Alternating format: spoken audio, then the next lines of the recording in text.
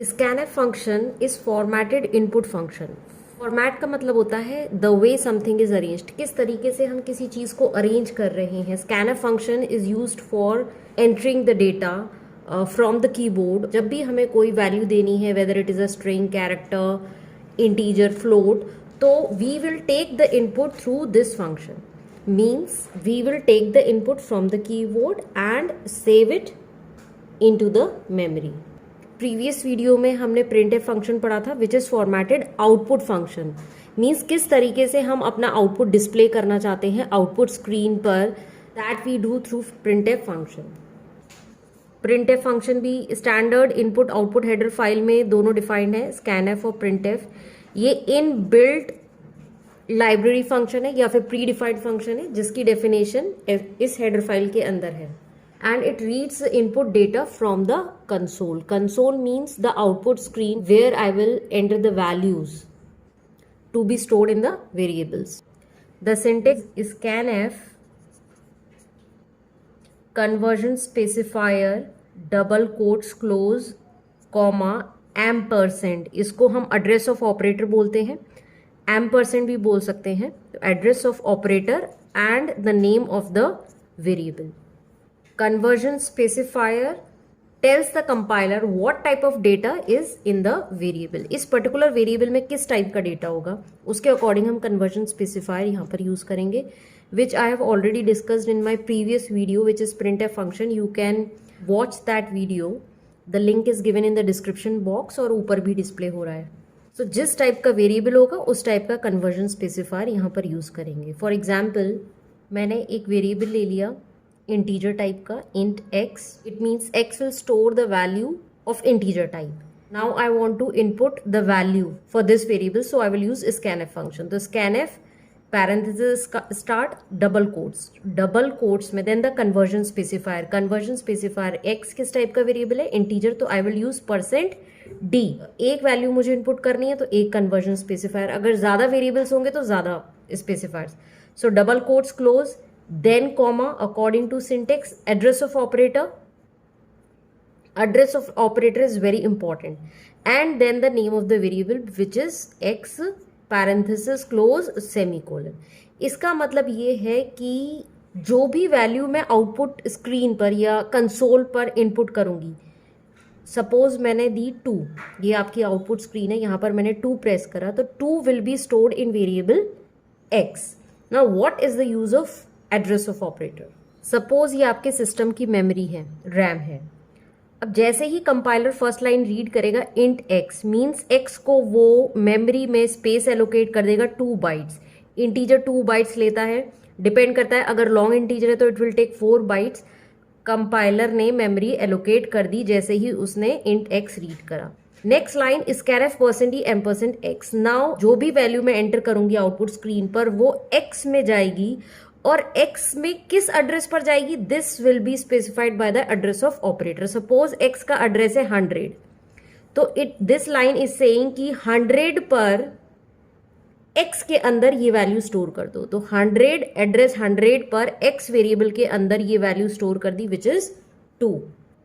और you can say that कि इस पर्टिकुलर एड्रेस पर %x means address of x के एड्रेस पर %d वैल्यू जो भी है विच इज 2 वो स्टोर कर दो मेमोरी। तो मेमोरी में x वेरिएबल के अंदर एक वैल्यू स्टोर हो गई, इनिशियलाइज हो गई 2 और उसका एड्रेस है 100। Now I want to print this value, so for printing I will use a printf function. printf parenthesis start double quotes में कन्वर्जन स्पेसिफायर, x की वैल्यू प्रिंट करनी है, x इंटीजर टाइप का है तो I will use here %d comma x। यहां पर printf में हम एड्रेस ऑफ ऑपरेटर यूज नहीं करते हैं बिकॉज मुझे ये नहीं बताना है कि किस एड्रेस पे स्टोर करना है। इट इज टेलिंग कि इंटीजर टाइप की वैल्यू x के अंदर है, वो क्या करनी है, प्रिंट। तो it will go to the memory, x की वैल्यू देखेगा, x के अंदर क्या वैल्यू है 2, और आउटपुट स्क्रीन पर 2 प्रिंट कर देगा। सपोज मैं एड्रेस ऑफ ऑपरेटर नहीं लगाती हूँ scanf में, तो फिर क्या होगा, the line is int x scanf %d comma x, और फिर उस वैल्यू को मैं प्रिंट कर रही हूँ तो गार्बेज वैल्यू आएगी। गार्बेज वैल्यू मीन्स कोई भी वैल्यू, कंपाइलर अपने मन से कोई भी वैल्यू लेगा और वो प्रिंट कर देगा। इंट एक्स, कंपाइलर ने एक्स एक वेरिएबल लिया और मेमोरी एलोकेट कर दी, ये हटा दिया मैंने। Now scanf percent D x means जो भी वैल्यू मैं इनपुट कर रही हूँ, मैंने इनपुट करी 2। अब वो कहाँ पर स्टोर करनी है, एड्रेस ऑफ ऑपरेटर तो मैं यूज नहीं कर रही हूँ, तो 2 जो है will not be stored in the memory at in x, क्योंकि यहां से एड्रेस ऑफ ऑपरेटर वेरिएबल हट गया। अगर एक्स खाली है तो कोई भी गार्बेज वैल्यू जो है कंपाइलर उसमें स्टोर कर देता है या प्रिंट करेगा। नाउ अब एक्स के अंदर तो स्टोर नहीं हुई because I have not used address of operator. अब नेक्स्ट लाइन पर आएगा printf percent D x.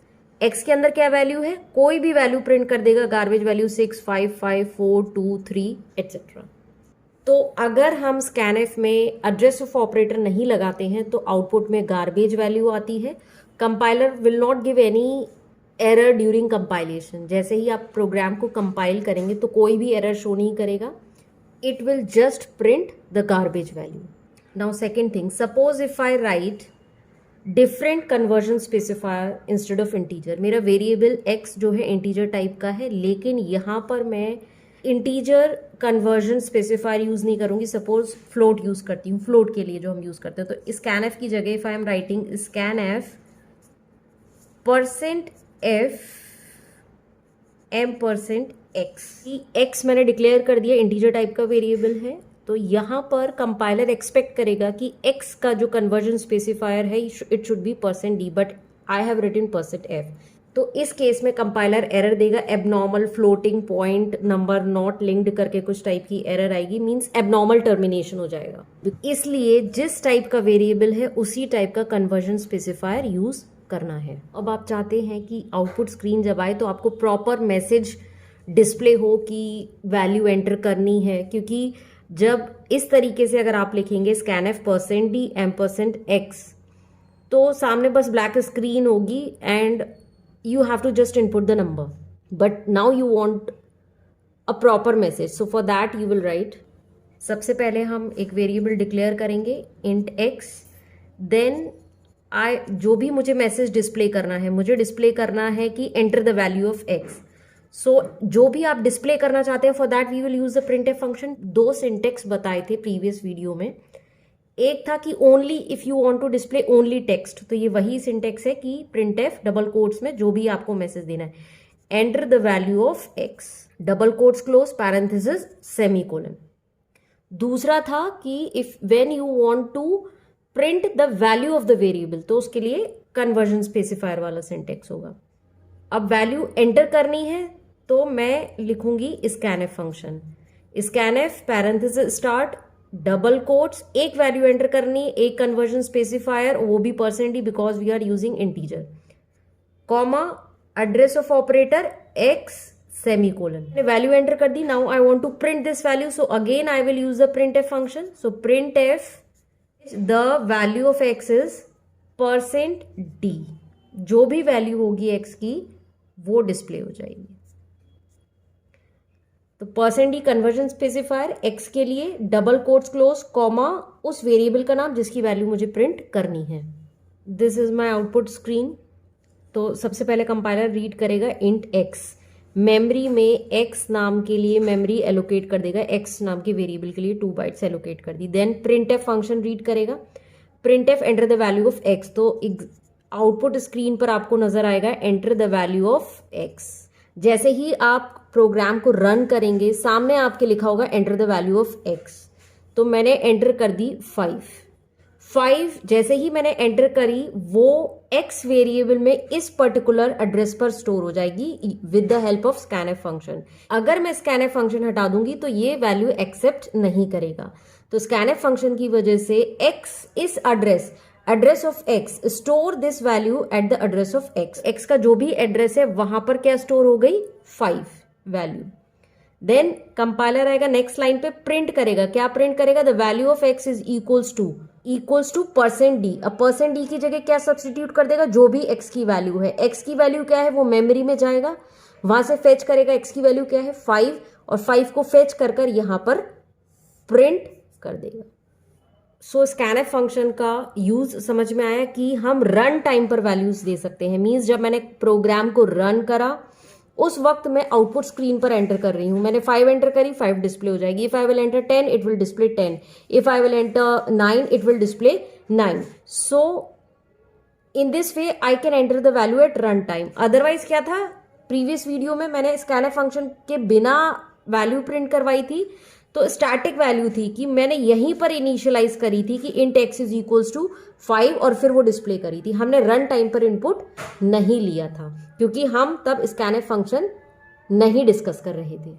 So now we will make 2 programs which are to add 2 numbers and area of circle. ये दोनों प्रोग्राम्स हमने previous video में बनाए थे लेकिन विदाउट स्कैनफ फंक्शन। अब वही 2 सेम प्रोग्राम्स हम बनाएंगे विद स्कैनफ फंक्शन। सबसे पहले मैंने कमेंट्स दिए, this is documentation section. Program का स्ट्रक्चर मैं अपनी प्रीवियस वीडियोस में डिस्कस कर चुकी हूँ। You can find the link in the description box. So program to add 2 numbers, double forward slash से मैंने कमेंट दे दिया, this is not for the compiler, this is for the user only. Then 2 header files use करी हैं stdio.h, क्योंकि इसके अंदर हम 2 फंक्शंस यूज करेंगे, printf और scanf। दोनों की कोडिंग इस हेडर फाइल के अंदर है। और conio.h इसलिए लिखा है मैंने because I will use getch function to hold the output screen which is defined in this header file. Then void main के बिना प्रोग्राम नहीं बनता, दिस इज द कंपल्सरी और mandatory function to include in your program. तो 2 numbers मुझे add करने हैं तो 2 वेरिएबल्स चाहिए। अब उन दोनों का एडिशन किसी वेरिएबल में स्टोर करूंगी तो वो 3rd variable. So total I would be needing 3 variables. तो इंट a, b, सम। अब मुझे 2 वेरिएबल्स दैट इज a और b जिनको ऐड करना है उसकी वैल्यूज चाहिए। यहां पर मैं इनिशियलाइज नहीं कर रही हूं, I will take the input through scanf function. scanf function से पहले मैं प्रॉपर आउटपुट स्क्रीन पर मैसेज देखना चाहती हूं, तो उसके लिए I will write printf enter the values of a and b, double quotes close, parenthesis close, semicolon. ये printf का ओनली टेक्स्ट डिस्प्ले करना है, वो वाला सिंटेक्स है, वेरिएबल की वैल्यू डिस्प्ले नहीं करनी है। तो enter the values of a and b। Now I will input the values, जो वैल्यू मैं दूंगी वो मेमोरी में स्टोर हो जाए। For that I will use the scanf function for inputting the values. 2 value enter करूंगी, 2 conversion specifiers I will use, %d, comma नहीं आता कन्वर्जन स्पेसिफायर के बीच में, तो %d, double quotes close, comma. अब जो पहली वैल्यू है वो किस वेरिएबल में स्टोर होनी चाहिए, a में, तो I will right address of operator a, comma, दूसरी value which I will enter on the screen should be stored in the variable b, so I will write address of operator b at the address of b, semicolon। 2 values enter मेरे पास आ गई। Now I will add these numbers, तो sum is equals to a plus b। 2 numbers को add करा, result जो भी आया वो स्टोर हो गया सम वेरिएबल में।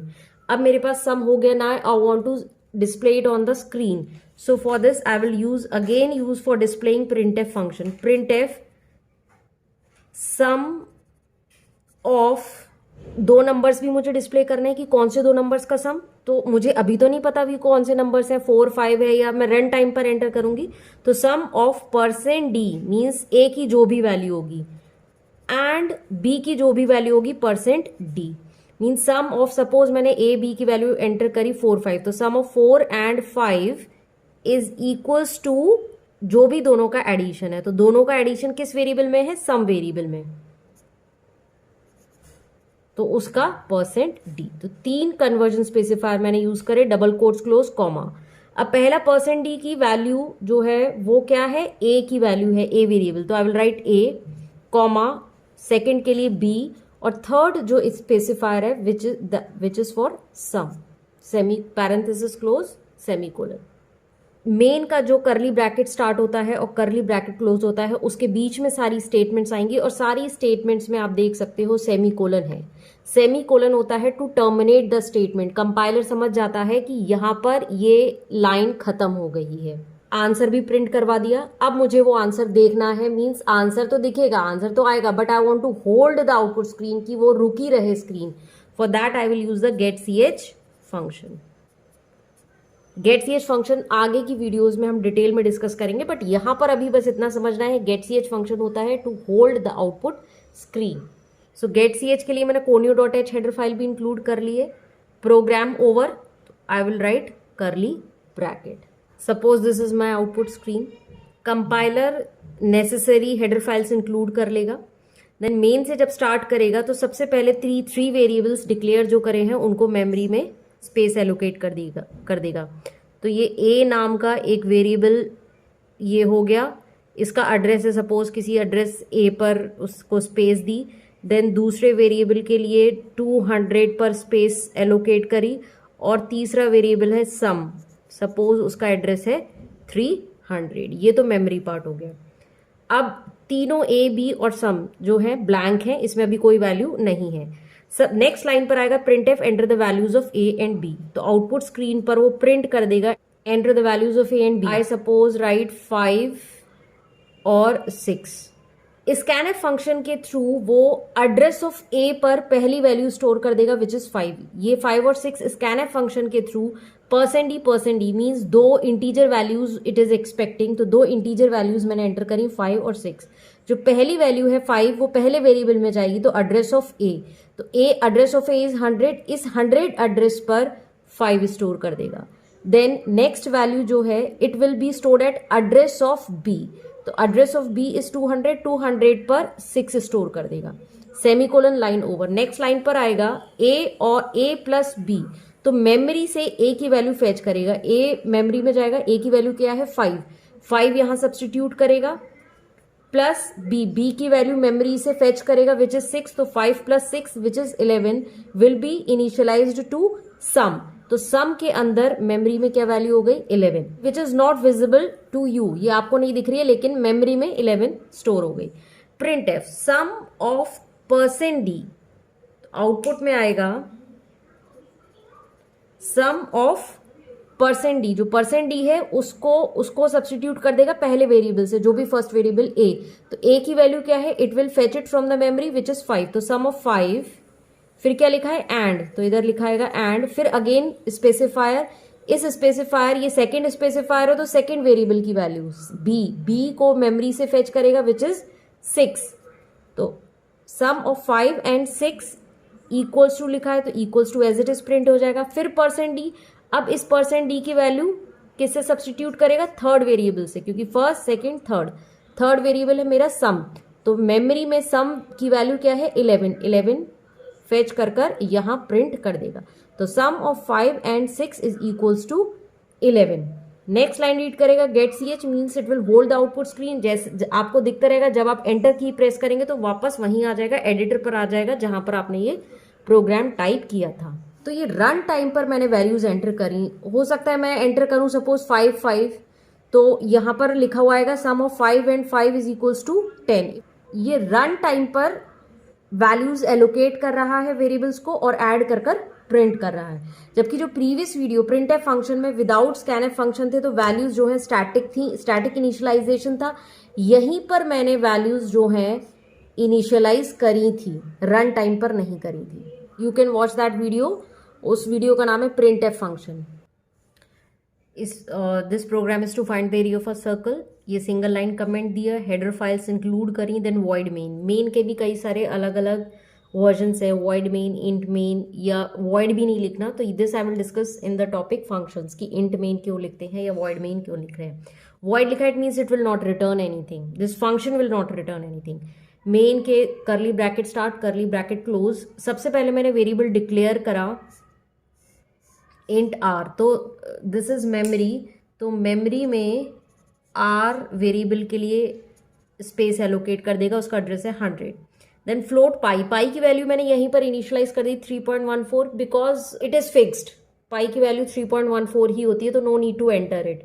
आप इसको हैश डिफाइन के थ्रू ऊपर भी ले सकते हैं या फिर कांस्टेंट वेरिएबल के थ्रू भी डिक्लेयर कर सकते हैं. यहाँ पर अभी मैं सिंपलेस्ट प्रोग्राम लिख रही हूँ इसलिए वो सब यूज नहीं करा.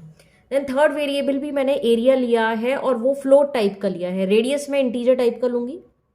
देन एरिया फ्लोट टाइप का है क्योंकि ये पाई की वैल्यू डेसिमल इंटीजर है तो एरिया भी डेसिमल इंटीजर में आएगा. सो फ्लोट डिक्लेयर करा, उसकी वैल्यू भी इनिशियलाइज नहीं करी.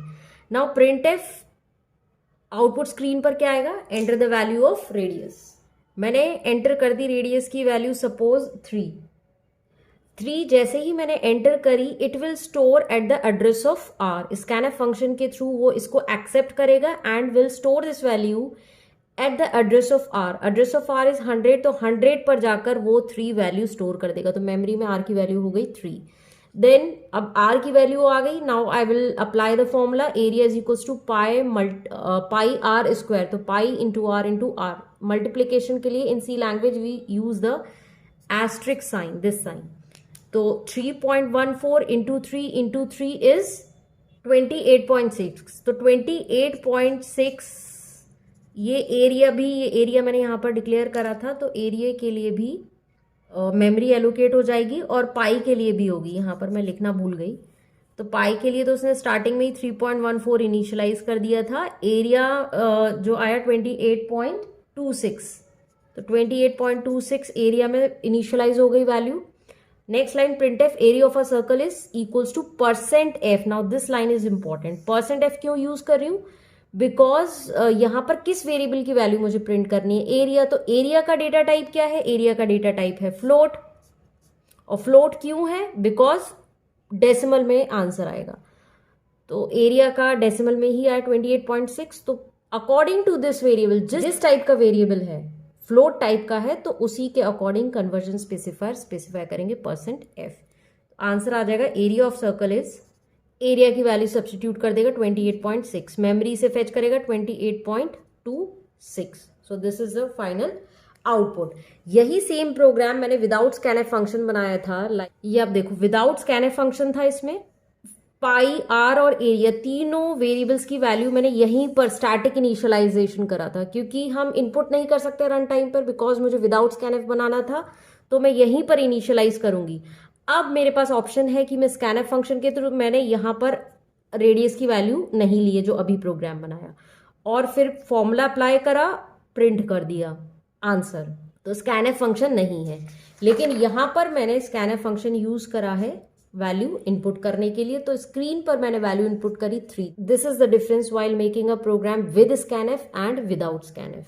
If you have any doubt in these programs or printf scanf, you can ask in the comment section.